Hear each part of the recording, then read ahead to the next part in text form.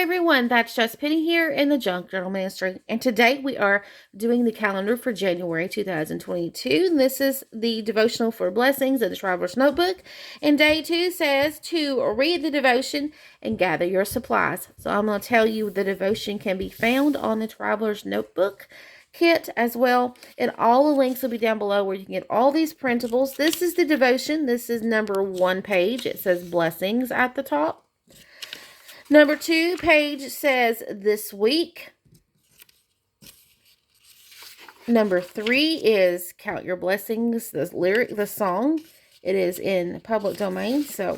And then the 4th page is the blank one where you can put, now I printed on the back the background page. So I printed all the background pages off, flipped it through my printer, and printed the Traveler's Notebook. This is the cover. I printed the cover. I should have printed this on cardstock, but I went ahead and printed it on regular paper. And then I did print the background page on cardstock. So I'm going to glue this to this. Then I'm going to cut it out. Okay? So gather your supplies. So you're going to be needing this printed if you want to join me. If not, you are welcome to read the devotion. I'm sorry for moving the camera.